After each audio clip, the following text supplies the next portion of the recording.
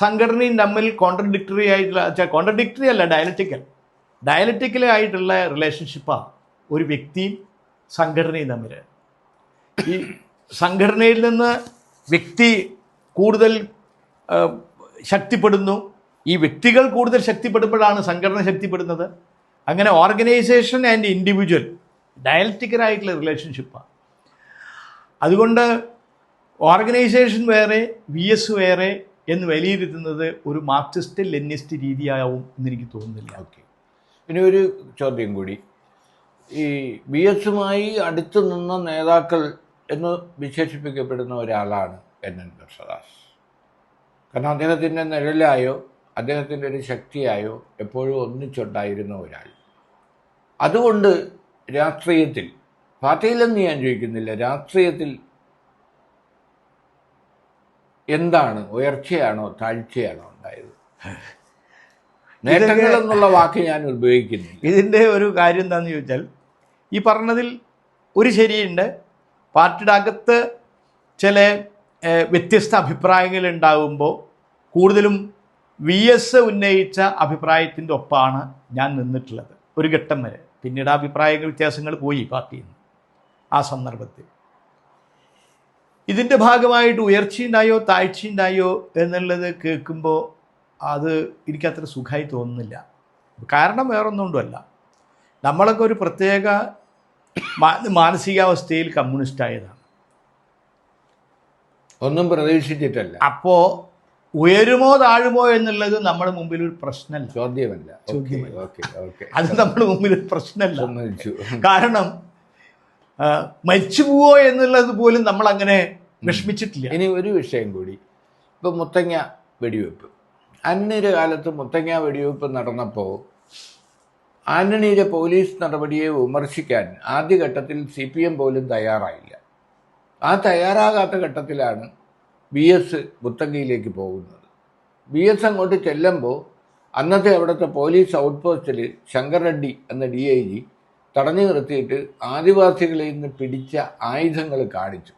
അപ്പോൾ പറഞ്ഞത്, ഞാൻ ഇത് കാണാനല്ല വന്നത്, ഞാൻ ആദിവാസികളെ കാണാമെന്നാണെന്ന് പറഞ്ഞിട്ട് VS അങ്ങോട്ട് പോയി. ആ പിറ്റേ ദിവസമാണ് നിങ്ങളൊക്കെ ഇവിടെ വലിയ കലാപം ഉണ്ടാക്കി ലാത്തി ചാർജ് കിടന്നതും ശിവദാസ് മേനോനെ അടി കിട്ടിയത്. അപ്പോൾ അതൊരു കലാപമായി പടർന്നു. അപ്പോൾ VSൻ്റെ ഓരോ യാത്രയും യഥാർത്ഥത്തിൽ പാർട്ടിക്ക് ഒരു എന്താ പറയുക, ഒരു സേഫ്റ്റി വാൽവ് പോലെയായിരുന്നു. അതായത് പാർട്ടി മടിക്കുന്ന, അഭിപ്രായം പറയാൻ, നിലപാടെടുക്കാൻ മടിക്കുന്ന കാര്യങ്ങളിൽ VS മുന്നേ നടന്നിരുന്നു. അത് മുഴുവൻ ശരിയാണെന്ന് എനിക്ക് തോന്നുന്നില്ല. ഇതിൽ ആദ്യത്തെ ഘട്ടത്തിൽ ആദ്യ ഭാഗം പറഞ്ഞത് 2003 മാർച്ച് 13 മുത്തങ്ങയിലെ വെടിവെപ്പിനെ അപലപിക്കുക ചെയ്തത് നമ്മുടെ പാർട്ടി. പക്ഷേ അന്നത്തെ ഒരു സ്ഥിതി എന്താണെന്ന് ചോദിച്ചാൽ, എന്താണ് മുത്തങ്ങയിൽ സംഭവിച്ചതെന്ന് പുറം ലോകം അറിഞ്ഞിരുന്നില്ല. ആദ്യമായിട്ട് അവിടെ ഈ കാര്യങ്ങൾ കാണാൻ വേണ്ടി, സന്ദർശിക്കാൻ വേണ്ടി എത്തുന്നത് പ്രതിപക്ഷ നേതാവായിട്ടുള്ള VS ആണ്. പത്രക്കാരെ ആരും പ്രവേശിപ്പിച്ചിട്ടില്ല, ആരും പോയില്ല.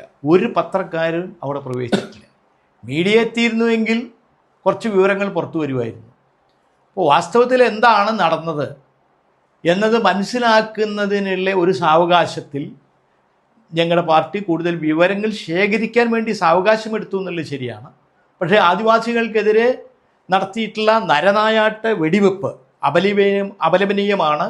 അതിനെതിരെ പ്രതികരിക്കണം, രംഗത്തിറങ്ങണമെന്ന് പാർട്ടി സെക്രട്ടേറിയറ്റ് ആഹ്വാനം ചെയ്തിരുന്നു.